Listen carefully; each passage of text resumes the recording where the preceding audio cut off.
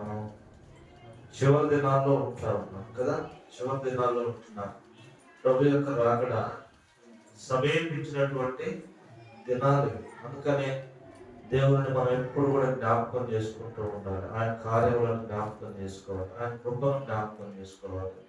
మరి ఆయన సృజించినటువంటి సృష్టిని మనం జ్ఞాపకం చేసుకుంటూ రావాలి. అంతేకాదు, చూడండి, ఒక మాట మీకు జ్ఞాపకం చేస్తాను. యోహాను రాసిన మొదటి పత్రికలో 2వ అధ్యాయం 18వ వచనం. యోహాను రాసిన మొదటి పత్రిక 2వ అధ్యాయం 18వ వచనం. 2వ అధ్యాయం 18వ వచనంలో, చిన్నపిల్లలారా, ఇది కడవరి గడియ, క్రీస్తు విరోధి వచ్చునని వింటారు కదా. ఇప్పుడు అనేకులైన క్రీస్తు విరోధులు బయలుదేరి ఉన్నారు. ఇది కడవరి గడియ అని దీంతో తెలుసుకొనుచున్నాము. ఏ దినాల్లో ఉంటున్నాం మనం అంట? కడవరి దినాల్లో ఉంటా ఉన్నాం. కడవరి దినాలు.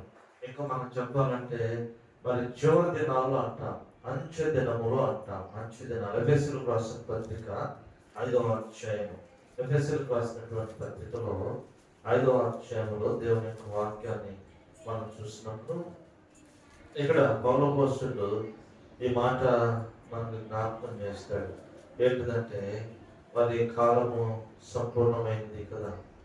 చూడండి, దేవుని యొక్క వాక్యంలో ఎఫెసియన్స్లో మనం చూస్తే, దినములు చెడ్డవి కనుక సమయమును పోనివ్వక సద్వినియోగం చేసుకోవచ్చు. అజ్ఞానుల వలె కాక జ్ఞానుల వలె నడుచుకున్నట్లు జాగ్రత్తగా చూసుకుని. దినములు చెడ్డ 5:15. ఎఫెసీ 5:15. దినములు ఎలా ఉన్నాయంట? చెడ్డవుగా ఉన్నాయి. దినములు చెడ్డవుగా ఉన్నాయి. కనుకనే అజ్ఞానుల వలె మనము ఉండకూడదు. అజ్ఞానుల వలె ఉండకూడదు. జ్ఞానం కలిగిన ప్రజలంగా ఉండాలి. అలా ఉండి ఈ దినాలను మనం గడిపేయాలి. ఈ దినాల్లో ఎలా నడవాలంటే జ్ఞానం కలిగిన ప్రజలంగా నడవాలి. జ్ఞానం లేకుండా నడవడానికి లేదు. ఆ దినాలు ఉన్నాయి. ఒకప్పుడు దినాలు అంటే ఏ దినాలు అవి? అపొస్తలుల కార్యములో మనం చదివితే ఆ అజ్ఞాన కాలములలో దేవుడు చూచి చూడనట్లుగా ఉండేను. ఇప్పుడైతే అందరూ అంతటను మారు మనసు పొందవాలని ఆయన ఎవరికి ఆజ్ఞాపిస్తున్నాడంట? మనుషులకు ఆజ్ఞాపించు ఉన్నాడు. ఆ దినములలో అజ్ఞాన దినాలు అవి. అజ్ఞాన దినాలలో దేవుడు ఎలా ఉన్నాడంట? చూచి చూడనట్లుగా ఉన్నాడు. కానీ ఇప్పుడైతే అంతటను అందరూ మారు మనసు పొందాలి. అందరూ అంతటను ప్రభుని ఎరిగేవారిగా ఉండాలి. ప్రభుని గురించిన తలంపును కలిగిన వారిగా ఉండాలి. అజ్ఞాన కాలంలో ఉన్నట్లుగా ఇప్పుడున్న జ్ఞాన కాలంలో కూడా మనం ఉండటానికి వీల్లేదు. కారణం ఏంటంటే, మరి భూమి సృష్టి అంతటి కూడా ముగింపులోనికి వచ్చింది. చివరి దశలో ఉంటా ఉన్నాం. అంచె దినాల్లో ఉంటున్నాం. అపాయకరమైన కాలాలు ఉన్నాయి. ఎప్పుడు ఏమి జరుగుతుందో తెలియనటువంటి పరిస్థితుల్లో ఉంటా ఉన్నాం. కానీ ఈ దినాలలో మరి మన జీవితము, ఆత్మీయమైన జీవితము ఎలాగో కొనసాగించుకోవాలి. ఈ దినాలలో మన ఆత్మీయమైన జీవితంలో మనం ఎలాంటి వ్యక్తులంగా ఉండాలి అనే విషయాలు కొన్ని మనం జ్ఞాపకం చేసుకుంటాం. బల్లపరికి రండి, దేవుని యొక్క వాక్యంలో మనం చూసినప్పుడు కీర్తనాకారుడు తన కీర్తనలో 31వ దావీదు కీర్తన, లేకపోతే 39వ దావీదు కీర్తన, ముందుగా 39కి వెళ్తాం. 39వ దావీదు కీర్తనలో 4వ వచనం, యెహోవా నా అంతము ఎట్లున్నదో నా దినములు నా అంతము ఎట్లుండెను, నా దినముల ప్రమాణము ఎంతైనది నాకు తెలుసును. నా ఆయుష్ ఎంత అల్పమైనదో నాకు నా దినముల పరిమాణము నీవు బెత్తడంతగా నీ సన్నిధిన నా ఆయుష్ కాలము లేనట్లుగానే ఉంది. చూడండి, 4 మాటలు ఉపయోగించారు. మొట్టమొదటి మాట ఏంటంటే నా అంతము ఎట్లుంటది అంటూ కింద వచ్చిన అంటాడు, నా దినముల ప్రమాణం. రెండవది ప్రమాణం. తరువాత వచ్చే 5వ వచనములో నా దినముల పరిమాణం. 4వ వచనము 2వ లైన్లో నా దినముల ప్రమాణము. 3వ వచనంలో నా ఆయువు కదా. 4 మాటలు తాను ఉపయోగిస్తూ వచ్చినాడు. 4 మాటలు ఉపయోగిస్తూ వచ్చినాడు. కానీ ఈ దినాల్లో మరి మన అంతముల గురించి మనం ఆలోచన కలిగిన వారంగా ఉండాలి. మన అంతాన్ని మనం ధ్యానించే ప్రజలంగా ఉండాలి. వారికి కొంచెం చిన్నగా మాట్లాడుతాను. ఏర్పడుతుందా మీకు ఆ మాటలు? మన దినములు, మన ముగింపును గురించి మనం ఆలోచన కలిగి ఉండాలి. ఏదో లోకంలో ఉంటున్నాము, పోతా ఉన్నాం, తింటున్నాం, సాగిపోతా ఉన్నాం. తగ్గడో బిక్కడో అంటే కుదరదు అన్నమాట. తగ్గడో బిక్కడో అంటే కుదరదు. కనుక ఈ దినాల్లో మన అంచు దినాలని దేవుని వాక్యం చెప్పబడుతుంది. ప్రభు యొక్క రాకడ దినాల్లో ఉంటున్నాం. ప్రభు యొక్క రాకడ దినాల్లో ఉంటున్నాను అంటాను. ఇదిగో నేను త్వరగా వచ్చుచూ ఉన్నాను, ఇదిగో నేను త్వరగా వచ్చున్నాను అంటాను. అందుకనే మరి ప్రసంగి సామెతలు ఈ మాట రాస్తాడు. సామెతల గ్రంథంలో ప్రసంగి ఈ మాట రాస్తాడు. ఏం రాస్తాడు అంటే 7వ అధ్యాయం 8వ వచనం. ప్రసంగి గ్రంథము 7వ అధ్యాయము 8వ వచనంలో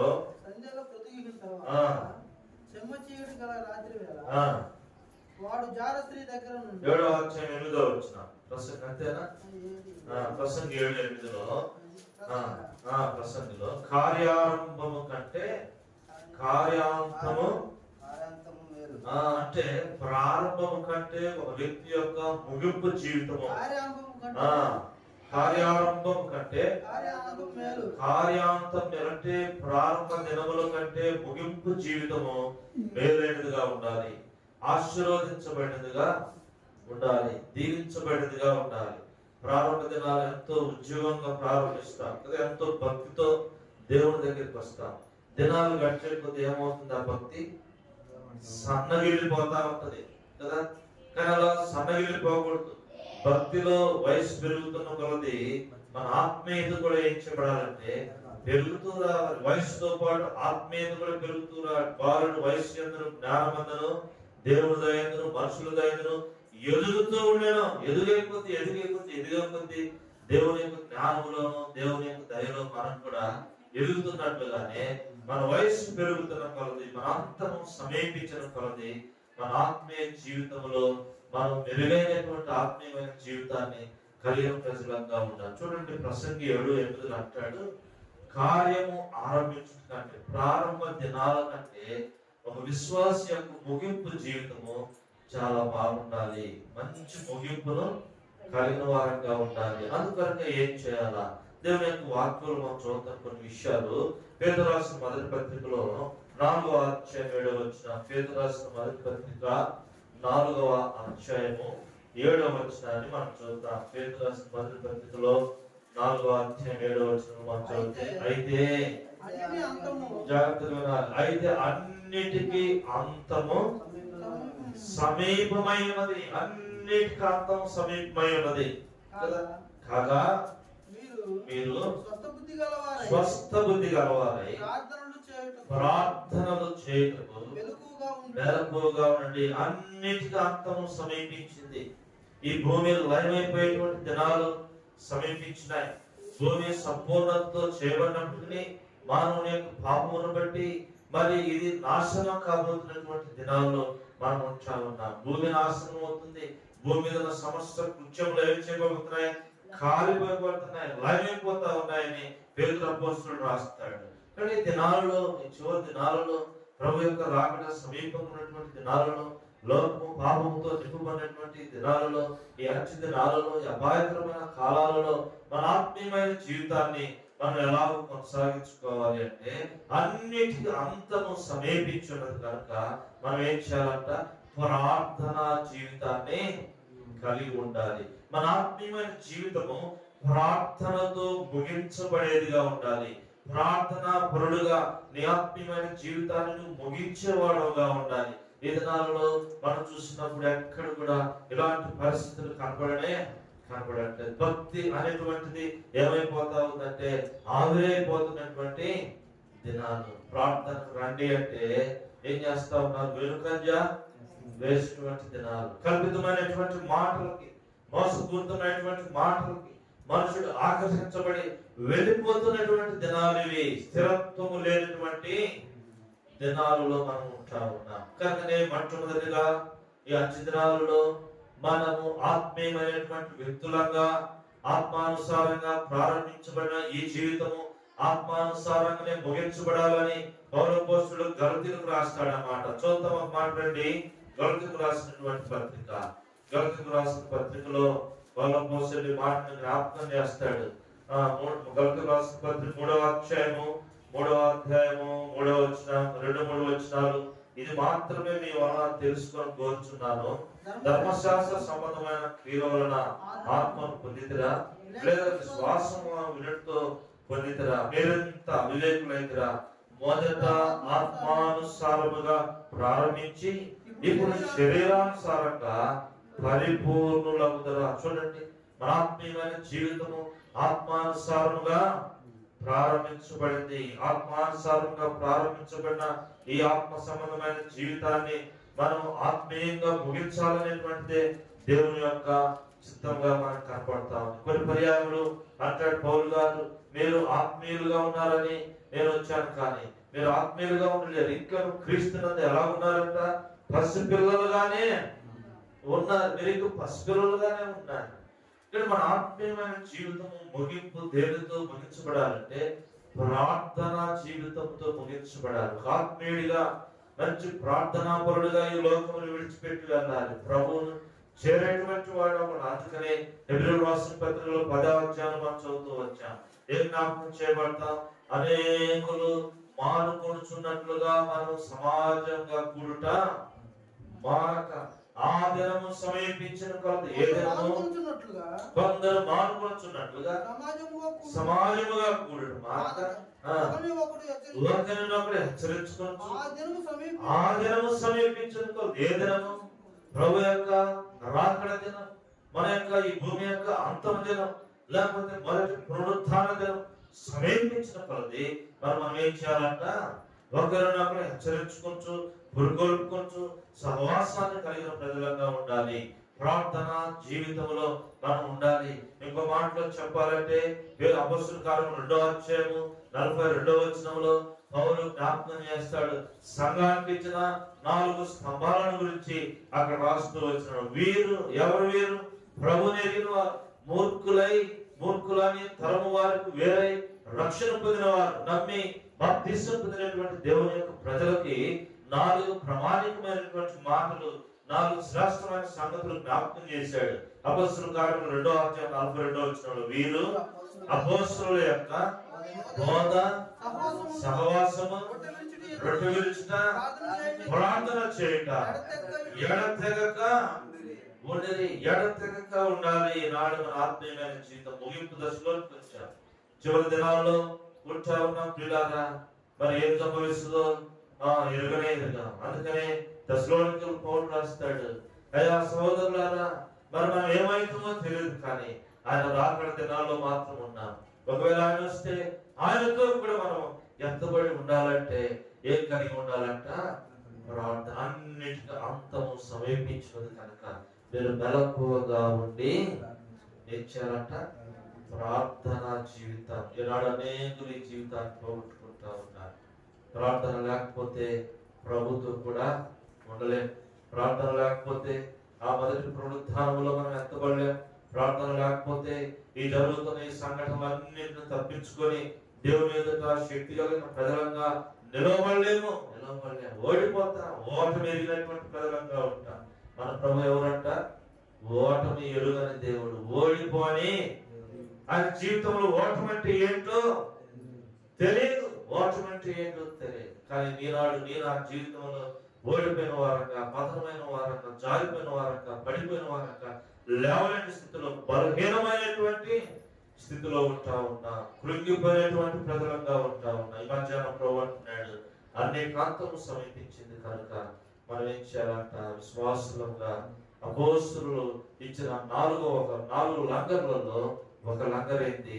ప్రార్థన జీవితం. ప్రార్థన జీవితం కలిగిన వారు ఉంటారు. రెండో మాటను నేను మీకు జ్ఞాపకం చేస్తాను. రెండో మాట ఏంటంటే హెబ్రీయులకు రాసిన పత్రిక 13వ అధ్యాయము హెబ్రీయులకు రాసిన పత్రిక 13వ అధ్యాయంలో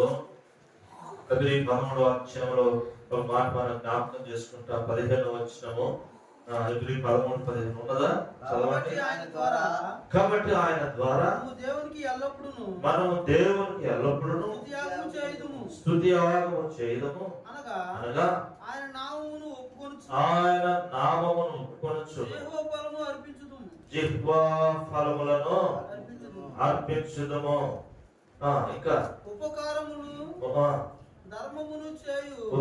ధర్మమును చేయుట అట్టి యాగములు దేవునికి ఇష్టమైనవి కనపడతా ఉన్నాయి. చూడండి, ఇక్కడ ఇంకో మాట, అంచె దినాలలో మనము చూసినప్పుడు మన యొక్క విశ్వాస జీవితాన్ని మనము కాపాడుకునేటువంటి వారంగా ఉండాలి. విశ్వాస జీవితం 7వ వచనం చదవండి. 13వ అధ్యాయం 7వ వచనం. నీకు దేవుని వాక్యమును బోధించి నీ పైన నాయకులుగా ఉన్న వారిని జ్ఞాపకం చేసుకుని వారి ప్రవర్తన ఫలమును శ్రద్ధగా ఫలించుకొనుచు వారి విశ్వాసమును అనుసరించుడి. విశ్వాస విషయములో మన పైన ఉన్నటువంటి నాయకులు, మన యొక్క పూర్వీకుల యొక్క విశ్వాస వీరుల యొక్క ప్రవర్తనను జాగ్రత్తగా అనుసరించాలని వాక్యం చెప్తుంది. అందుకని పౌలు అంటాడు తన జీవితంలో తిమోతికి రాస్తూ 2వ అధ్యాయంలో, తిమోతి 4వ అధ్యాయం 17వ వచనం, తిమోతికి రాసిన 2వ పత్రిక 4వ అధ్యాయం 17వ వచనంలో పౌలు తన వ్యక్తిగత జీవితాన్ని తిమోతికి జ్ఞాపకం చేస్తా ఉన్నాడు.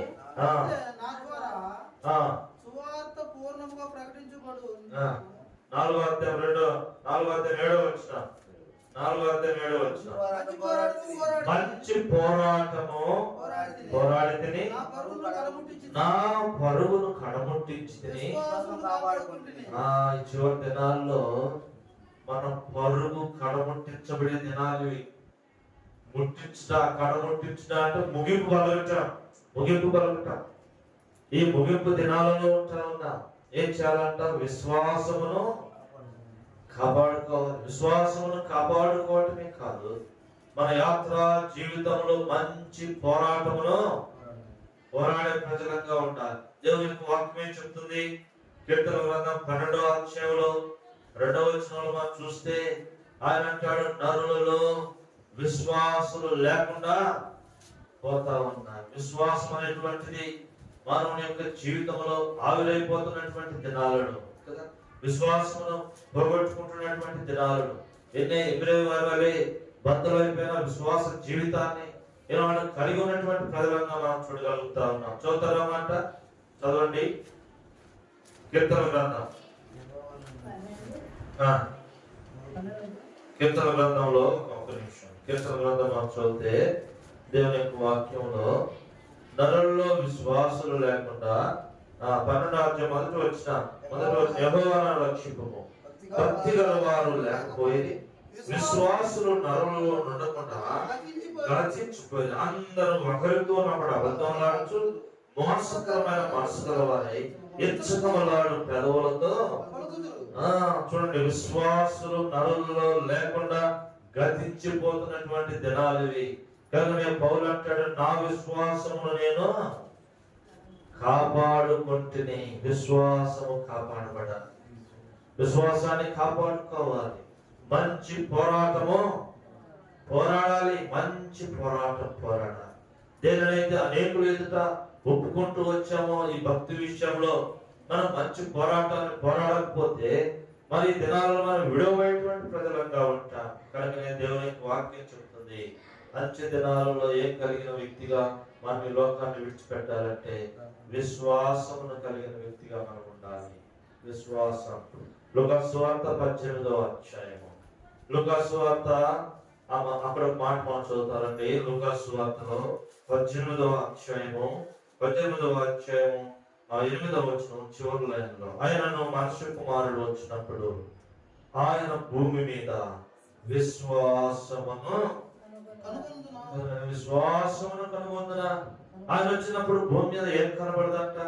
ఈ భూమి లైవ్ అయిపోయే కాలానికి ఏం కనపడట్లేదు? విశ్వాసం అనేటువంటిది కనబడట్లేదు. ఈనాడు మన జీవితంలో విశ్వాసం కనబడట్లేదు. కొన్ని పర్యావరణ ఎలాగంటారు, నేతి బీరకాయలు నెయ్యి ఎట్లా ఉండదో విశ్వాసులు ఈ దినాల్లో ఏమున్నట్లేదు, విశ్వాసం ఉన్నట్లేదు. చేసిన మేలులు మర్చిపోయేటువంటి ప్రజలు, చేసిన మేలులు మర్చిపోయే ప్రజలు. అలాంటి దినాల్లో మనం ఉంటా ఉన్నాం కనుక మన విశ్వాసాన్ని మనం ఏం చేయాలా, కాపాడుకోవాలి. వాళ్ళని చూసో వీళ్ళని చూసో, వాళ్ళు రావట్లేదను వీళ్ళు రావట్లేదను, వాళ్ళంటూ పోతున్నారు వీళ్ళంటూ పోతున్నారు, ఆమెట చేసింది ఈమెట చేసిందను, ఇవన్నీ కూడా మనకు అవసరం లేదు. ఇవన్నీ మనకు అవసరం, ఎవరు ఎట్టపోయినా కూడా మనకు అవసరం లేదు. పౌలు వీటన్నింటి గురించి మాట్లాడట్లేదు. నా విశ్వాసాన్ని నేనేం చేశాను, కాపాడుకున్నాను అంటే దాని అర్థమేంది, అక్కడ విశ్వాసం చెదరిపోయే పరిస్థితులు ఏర్పడ్డాయి, విశ్వాసం శత్రువు దొంగిలించే పరిస్థితులు ఏర్పడ్డాయి, విశ్వాసం పోగొట్టుకునే పరిస్థితులు ఏర్పడితే తను దేనినైతే నమ్మాడో దానిని గట్టిగా పట్టుకున్నాడు, గట్టిగా పట్టుకున్నాడు. అన్నిటికీ అంతము సమీపించింది. ఒక బలమైనటువంటి విశ్వాసులంగా, విజయవంతమైన విశ్వాసులంగా మనము ఈ లోకంలో విజయవంతమైన జీవితాన్ని జీవించాలి. మూడవదిగా మనం చదివితే కీర్తనాకారుడు అంటూ, నా అంతం ఎట్లు ఉండనో నాకు తెలుపు. ఎట్లా ఉండాలంటే మన అంతము ప్రార్థనాపరుడుగా ఉండాలి, నీ అంతం ముగింపులో. రెండవది, నీ అంతం ఎలా ఉండాలి, మంచి విశ్వాస వీరుడుగా నీవి ఈ లోకములో నీ జీవితాన్ని ముగించేవాడాగా ఉండాలి. మూడవదిగా మనం చూద్దాం. మూడవ మాట ప్రకటన గ్రంథంలో 2వ అధ్యాయం 26వ వచనం. ప్రకటన గ్రంథం 2వ అధ్యాయము 26వ వచనాన్ని మనం చదివితే అక్కడ అంటాడు, దేవుని యొక్క వాక్యంలో మనం చూద్దాం, నేను నా తండ్రి వలన అధికారం పొందినట్లు జయించుచు అంతము వరకు నా క్రియలు జాగ్రత్తగా చేయువాడు కదా. జయించుచు అంతము వరకు దేవుని యొక్క క్రియలను జాగ్రత్తగా చేయాలి, కాపాడుకోవాలి. భక్తి జీవితాన్ని కాపాడుకోవాలి అంతవరకు. విధానాలు అలా ఉండట్లేదు మనుషులు కదా, అలా ఉండట్లేదు. ఏది పడితే ఎట్లా పడితే అట్లా ఉంటా ఉంటాయి. నా క్రియలను జాగ్రత్తగా చేయాలి, దేవుని కొరకే జాగ్రత్తగా బ్రతకాలి. దేవుని యొక్క వాక్యం చెప్తుందో తెలుసా? చూడండి, ఇదిగో నేను త్వరగా వచ్చున్నాను, వాని క్రియలను బట్టి వానికి సిద్ధపరిచిన జీతం. చదవండి ఆ మాట, పై వచనంలోనే ఉంది, 23వ వచనంలో, 23వ వచనం, 2వ అధ్యాయం 23లో, దాని పిల్లలు నిశ్చయముగా హృదయములను పరీక్షించువాడు నేనే అని సంఘము అన్నీ తెలుసుకుని మీలో ప్రతి వానికి వాని క్రియలు చొప్పున ప్రతిఫలము ఇచ్చదను. ప్రతిఫలం ఇచ్చదు. వాని క్రియలను బట్టి సిద్ధపరిచినటువంటి జీతం. ప్రకటన గ్రంథంలో ఆ మాట మనం చూద్దాం. చూడండి, ఇదిగో నేను త్వరగా వచ్చి ఉన్నాను, ఇదిగో నేను త్వరగా వచ్చున్నాయి. ఆయన వస్తూ ఏం తీసుకొని వస్తున్నాడంట? ప్రకటన గ్రంథం 22వ అధ్యాయము 12వ వచనం. ప్రకటన 22:12. ఇదిగో బిహోల్డ్, ఇదిగో నేను త్వరగా వచ్చున్నాను, వాని క్రియలు చొప్పున ప్రతి వారికి నేను సిద్ధపరిచిన జీతము నా యొద్ద ఉన్నది. జీతము ఆయన తీసుకొని రాబోతా ఉన్నాడు. దేనిని పెట్టిస్తారంట జీతము? వాని క్రియలను బట్టి. ఇంకో మాట కూడా జ్ఞాపకం చేసుకుందామా? రండి, కొరింథీయులకు రాసినటువంటి పత్రికలో దేవుని యొక్క వాక్యం ఏ విధంగా సెలవిస్తా ఉంది. కొరింథీయులకు రాసిన పత్రిక 2వ కొరింథీ 5వ అధ్యాయం, 2వ కొరింథీ 5వ అధ్యాయము 9, 8, 9, 10 వచనాలు, లేదా 7 నుంచే చదువుతాం. కనుక ఈ దేహంలో నివసించినంత కాలము ప్రభువునకు దూరంగా ఉన్నామని ఎరిగి ఎల్లప్పుడూ ధైర్యం గలవారమై ఉన్నాము. పక్కన చదవండి, ఎట్లు ధైర్యం కలిగి దేహము విడిచిపెట్టి ప్రభువునంతా నివసించడానికి ఇష్టపడుతున్నాము. కావున ఈ దేహమందున్నను దేహం విడిచినను ఆయనకి ఇష్టమై ఉండవాలని మీరు అపేక్షించున్నాను. ఎందుకనగా తాను జరిగించిన క్రియలు చొప్పున అవి మంచివైన సరే చెడ్డవైన సరే దేహంతో జరిగించిన వాటి ఫలం ప్రతి వాడును పొందినట్లు మనమందరము క్రీస్తు న్యాయపీఠం ఎదుట ప్రత్యక్షము కావాలి. దేహముతో జరిగించిన మంచివైన సరే చెడ్డవైన సరే ఈ క్రియల ఫలమును ఆయన మనకి ఇస్తా ఉన్నాడు. కానీ ఇంకో మాట మనం జ్ఞాపకం చేయాలి. ప్రకటన గ్రంథంలోకి వెళ్దాం రండి. ప్రకటన గ్రంథంలో దేవుని యొక్క వాక్యము ఈ విధంగా జ్ఞాపకం చేస్తా ఉంది. ప్రకటన గ్రంథం మనం చదివితే 2వ అధ్యాయము 2వ వచనం, 2వ అధ్యాయం 2వ వచనం, నీ క్రియలను నీ కష్టమును నీ సహనమును నేను ఎరుగుదును, నీ క్రియలను నేను ఎరుగుదును, నీ క్రియలను నేను ఎరుగుదును అంటూ 5వ వచనంలోనికి వచ్చాడు. నువ్వు ఏ స్థితిలో నుండి పడుతువో అది జ్ఞాపకం చేసుకుని మారు మనసు పొంది ఆ మొదటి క్రియలను చూడండి. ఏ క్రియలు చేయాలంట? మొదటి క్రియలు. ప్రారంభ దినాలు ఎలా ఉన్నాయో అలాగా మన జీవితాన్ని మనం కొనసాగించుకోవాలి. 2వ దినవృత్తాంతం గ్రంథంలో మాట రాయబడింది. 2వ దినవృత్తాంతం 17వ అధ్యాయం 3వ వచనం. దినవృత్తాంతం 2వ గ్రంథంలో 17వ అధ్యాయం 3వ వచనంలో ప్రారంభ దినములలో యెహోషాపాతు తన పూర్వీకుడైన దావీదు, తన తండ్రి అయిన దావీదు నడిచిన మార్గములో నడుచుచు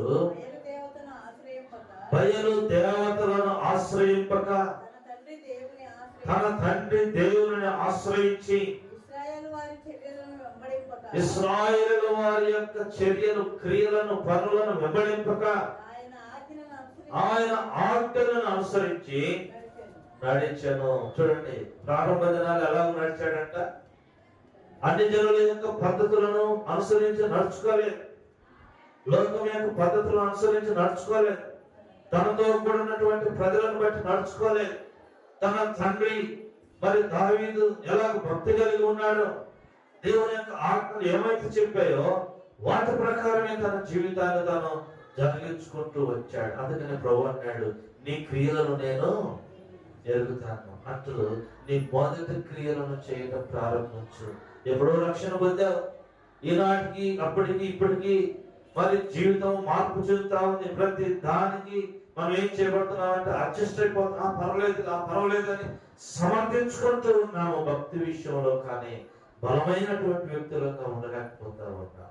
ప్రతి దానికి సమర్థించుకుంటాం, ప్రతి దానికి పక్కన చూస్తా ఉంటాం. ప్రభు వైపు చూడం, పక్కన చూస్తా. అందుకనే యెహోషాపాతు ఎవరు చూడలేదంట? తనతో ఇశ్రాయేలీయులను చూడలేదు, వారి క్రియలను చూడలేదు.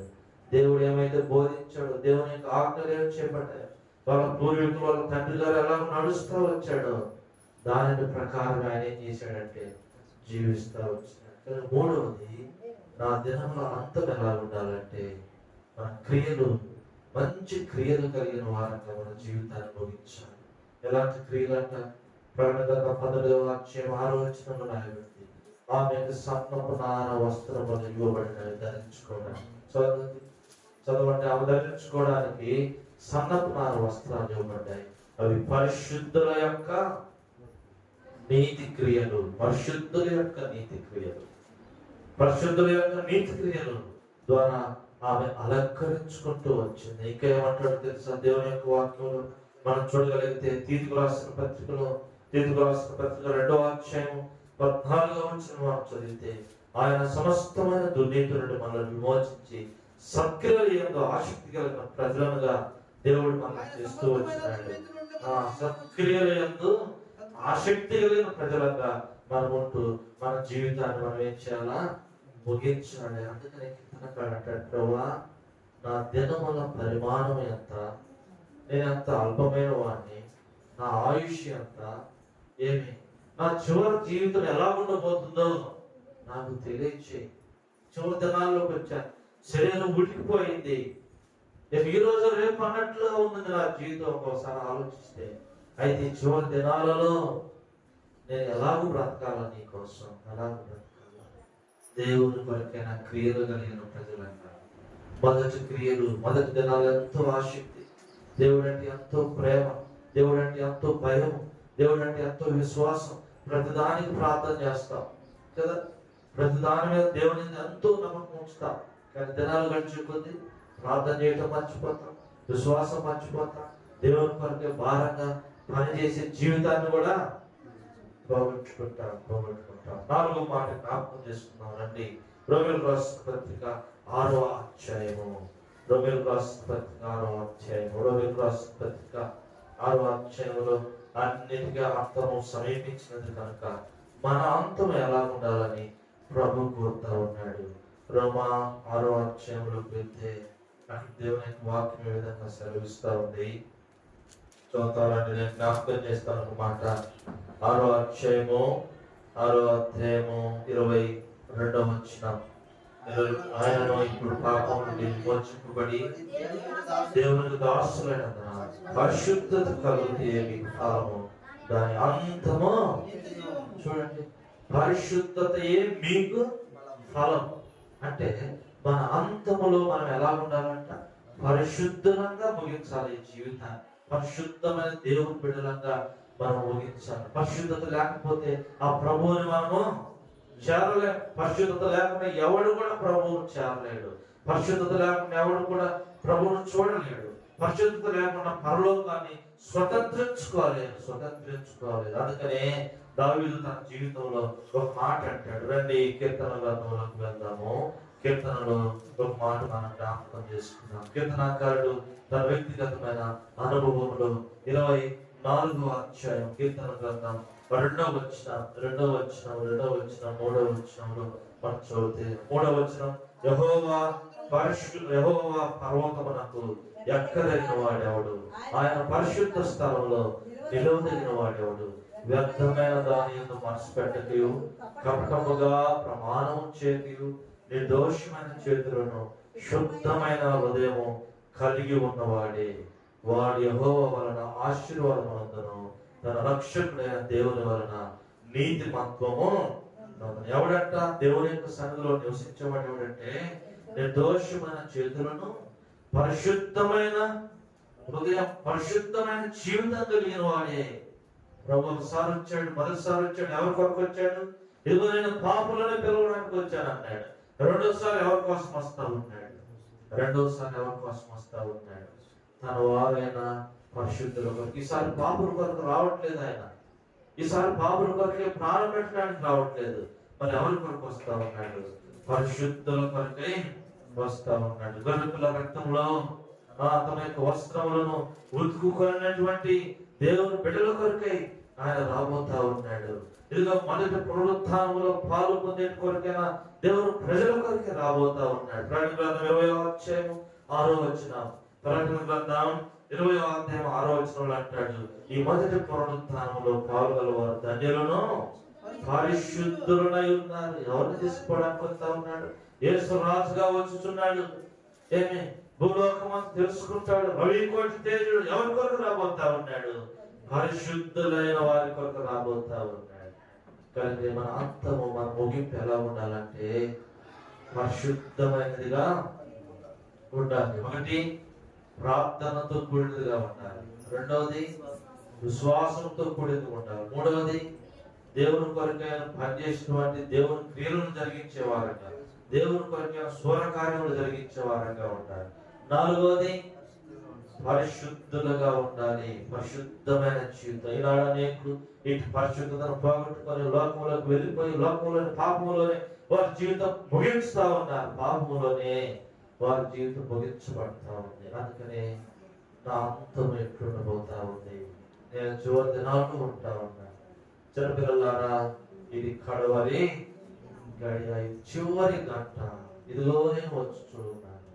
అన్నిటికీ అంతము సమీపించింది. అన్నిటికీ అంతము సమీపించిందంటే అందులో మన అంతము కూడా సమీపించింది. భూమి దాని యొక్క కృత్యములు కాలిపోతున్నాయంటే అర్థమేంటి? ఈనాడు మన అంతము కూడా, మన ముగింపు కూడా సమీపించింది.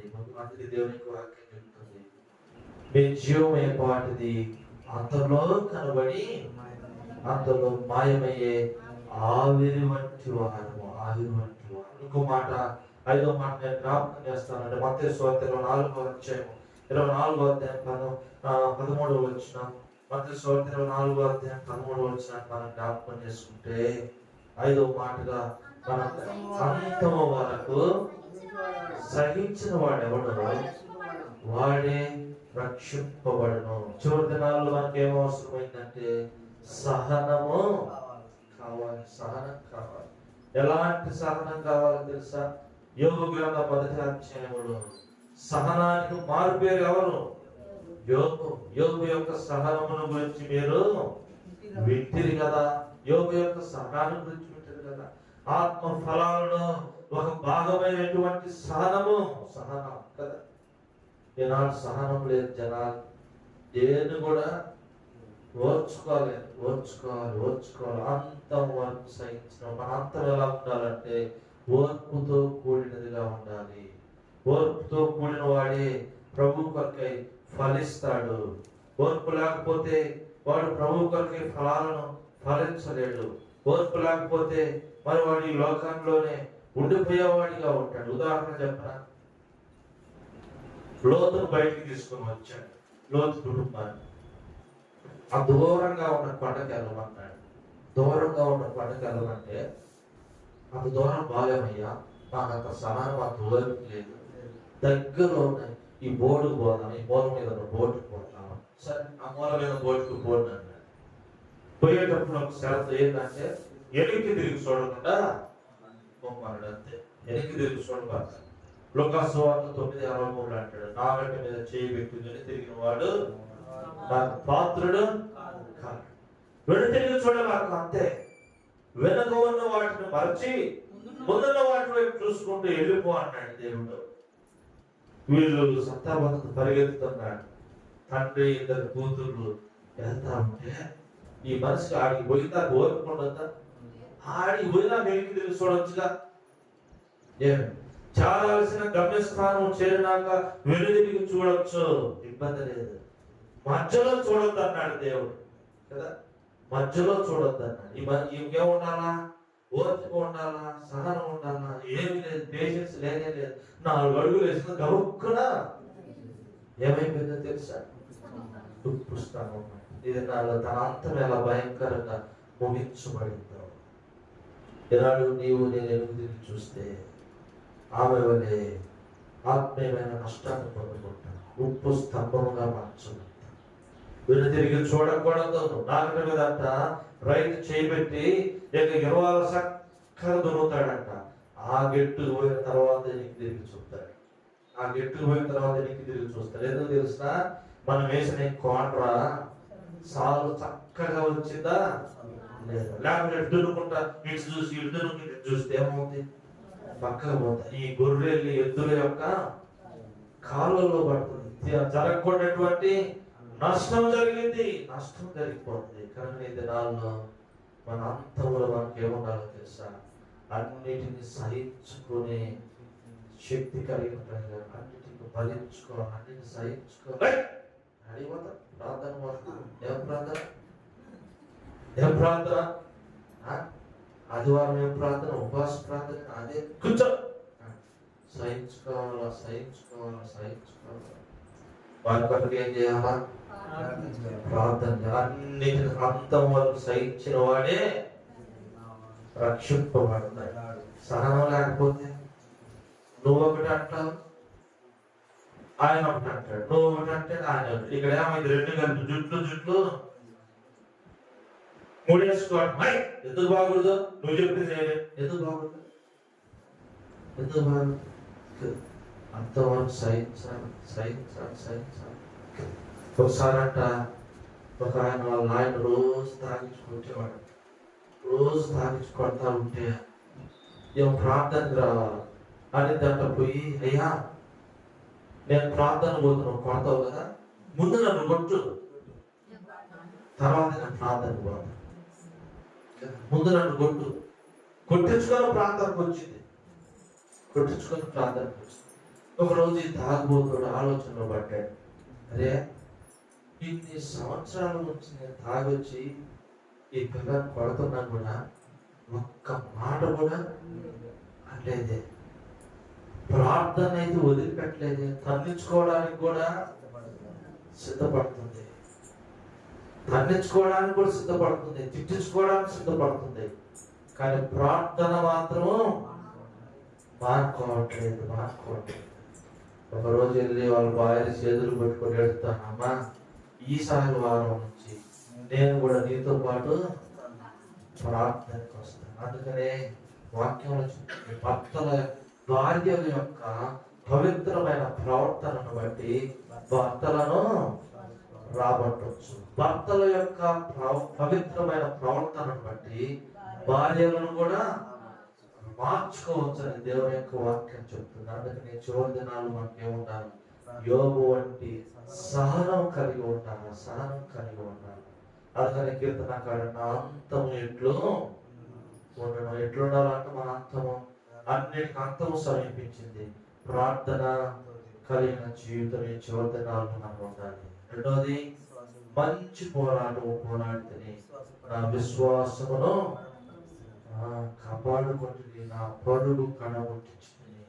మూడవది క్రియలు, మన క్రియలు ప్రభువు కొరకే బ్రతికేటువంటి, ఎప్పుడు స్వంత పనులే కాదు దేవుని కొరకే బ్రతికేటువంటి జీవితం.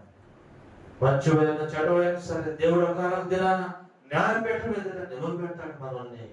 అందుకంటాడు ఎవరి క్రియల వల్ల వారికి జీతము నేను సిద్ధపరుస్తా ఉన్నాను, నా దగ్గర ఉన్నాయి బహుమానాలు, నేను తీసుకొని వస్తా ఉన్నాను. నాలుగవది పరిశుద్ధమైన జీవితం. దాని అంతం ఏంటి? పరిశుద్ధుడుగా నీ ఉంటే దాని అంతం ఏంటి? నిత్య జీవం. పరిశుద్ధత యొక్క అంతిమ ఫలము నిత్య జీవం. నువ్వు పరిశుద్ధుడిగా నీ ముగింపును ముగించితే నువ్వు నిత్యము ప్రభుతో కూడా ఉంటావు, జీవం కలిగిన వాడుగా ప్రభుతో కూడా ఉంటావు. ఐదవది ఏం జ్ఞాపకం చేయబడ్డాం? సహనము కలిగిన పిల్లగా ఉన్నట్టు దాన్ని ఓర్చుకోవాలి. సహనం కలిగి ఉండాలంటే ప్రేమ కలిగి ఉండాలా, కొరింథీ 13వ అధ్యాయం అంటాడు. ప్రేమ కలిగి ఉండాలా, ఒకవేళ భర్త అమర్యాదకు మాట్లాడినట్టు, అమర్యాదకు ప్రవర్తించిన మనం దేవుని బిడ్డలం కాబట్టి ఏం కలిగి ఉండాలా? సహనం కలిగి ఉండాలి. లేకపోతే భార్య అంటది ఎప్పుడు ప్రార్థనేనా, ఎప్పుడు ప్రార్థన. ఒకసారి ఒక ఆమె అంటా ఉంది, మనం ప్రార్థన చేసుకున్నాం అన్నమాట, చేసిన ప్రార్థన 4 గంటల ప్రార్థన ఇంట్లో పని చేయకుండా అంటారు. ఒకసారి పాస్టర్ అమ్మ కూడా పెళ్ళైన కొత్తలో ఇస్తే ప్రార్థన చేసుకున్నాను. ఎందుకు మా గురించి అంటే ఇంట్లో ప్రార్థన ఎవరు చేస్తాడా? ఎప్పుడు వేసిన ప్రార్థన అంటూ మళ్ళీ ప్రయాణం కావాలంటే భూమి కావాలంటే యాచే సహనం కలిగి ఉండాలి. ఓర్చుకునే వారు, సహించిన వారిని ధన్యులని అనుకుంటాం. సహించిన వారు ఎవరంట? ధన్యులంట. సహించిన వారు ఎవరంటే వారే పరలోకం. అంతం వరకు సహించినప్పుడు నీవు రక్షింపబడదు. కనుక ఒక మాట చదువుకొని బలలో పాల్పొందాం. రండి 39వ కీర్తనలో 4వ వచనం అంతమును గురించి ధ్యానిస్తా ఉన్నాడు. యెహోవా నా అంతము ఎట్లుండెను, నా దినముల ప్రమాణం ఎట్లున్నది, నా ఆయువు ఎంతో, నా ఆయుష్కాలం ఎంతో, ఎంత అల్పమైనదో నేను తెలుసుకోవాలనుకుంటున్నా.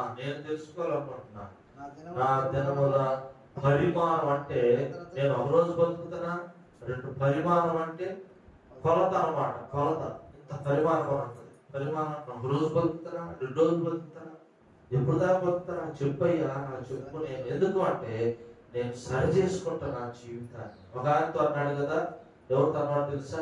ఇదిగో నీ దేహం మారిపోతా ఉంది, నీ ఇంటిని చక్కబెట్టుకో అన్నాడు. ఎవరితో చెప్పండి? హిజ్కియాతో అంటాడు.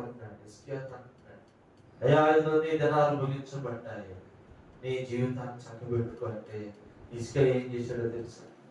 ఉపవాసం ఉన్నాడు, కన్నీరు కార్చాడు, ప్రార్థన చేశాడు. ప్రభువా, నీ కొరకు నేను ఎలాగ ఈ లోకంలో జీవించాను, ఒక్కసారి నన్ను జ్ఞాపకం చేసుకుని నాకు ఆయుష్ని అయ్యా అని అడిగితే 15 సంవత్సరాలు ఆయుష్ పెంచాడు.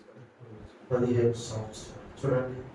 చూడండి, జీవితం చక్కబెట్టుకో, సరిచేయి. నీ ఆత్మీయమైన జీవితంలో పతనాలు, లోపాలు, అవిధేయత అన్నిటిని ఏం చేయాలంటే చక్కబెట్టుకొని, సరి చేసుకొని దావీదు వలె మనకు కూడా దేవుని యొక్క రాజ్యం కొరకే సిద్ధపడతాం. అటు కృప దేవుడు మనకి అనుగ్రహించుగాక.